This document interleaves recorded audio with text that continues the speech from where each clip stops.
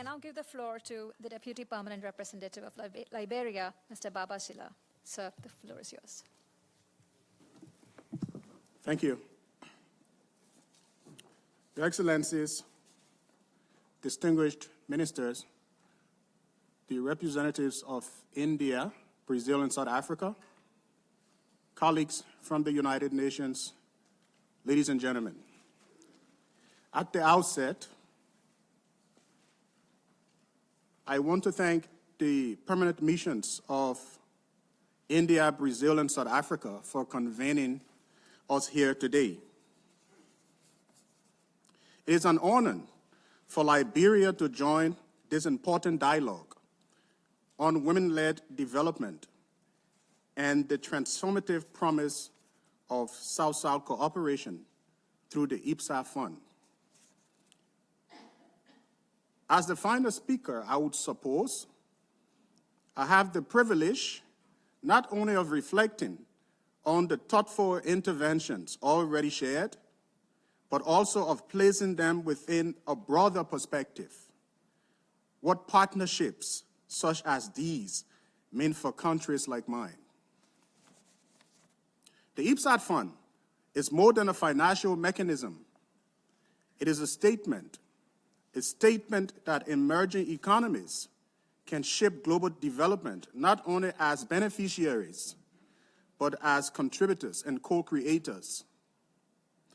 A statement that solutions are often most effective when they grow from the experience, solidarity, and shared realities of the Global South. For Liberia, this spirit resonates deeply. Our own history reminds us that nations with shared experiences of struggle and resilience can achieve remarkable progress when they work together in partnership.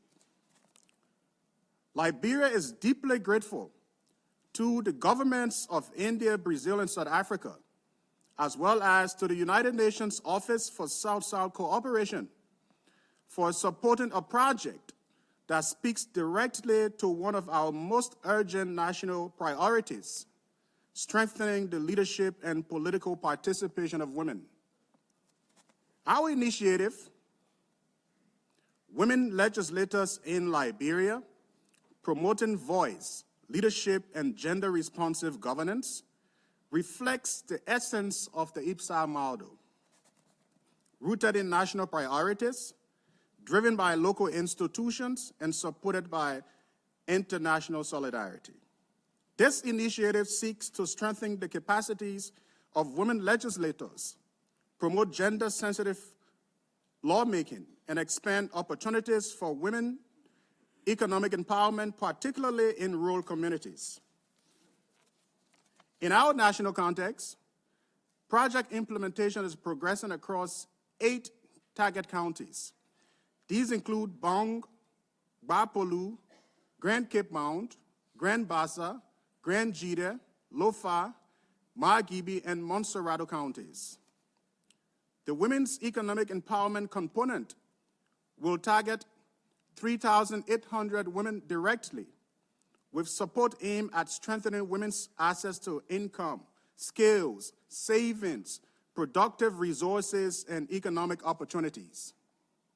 This includes activities on adult learning and literacy, village savings and loan associations, entrepreneurship and business development, financial inclusion, agricultural cooperatives, market linkages, and digital access to strengthen women's economic resilience and participation at household and community levels. Implementation arrangements are now underway. A CSO partner has been selected to support delivery of activities in the project counties, and an inception meeting has already been held to confirm implementation arrangements. Implementation of activity is commencing as well. This project's institutional support component is also steadily advancing. A project coordinator has been hired to support day-to-day coordination and follow-up implementation.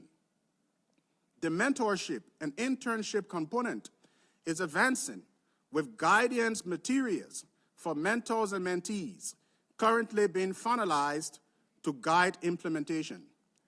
An experience sharing arrangement under the South-South cooperation component is tentatively planned for April, which will provide an opportunity to share lessons, strengthen partnerships, and support learning. Colleagues, distinguished ladies and gentlemen, at this juncture, I would like to recognize our distinguished honorables and legislators, including Honorable Ellen Atore, the chairperson of the Women's Legislative Caucus of Liberia, and her colleagues, Honorables Julie Fatoma Wea and Honorable Bessie Soni Faika. Why women's leadership matters? Our democracies grow stronger when women lead. Our economies grow stronger when women thrive.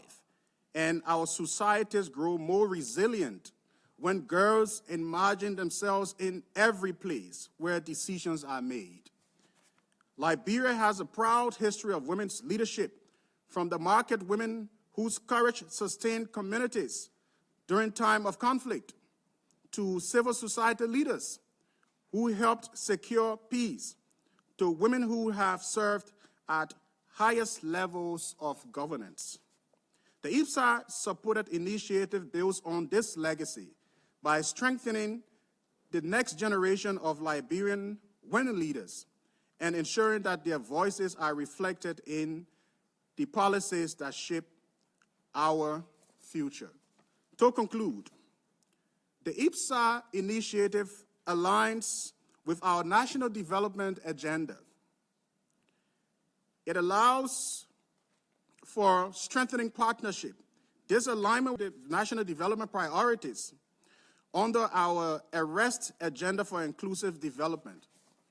It's focused on agriculture, roads and infrastructure, rule of law, education, sanitation and health, and tourism.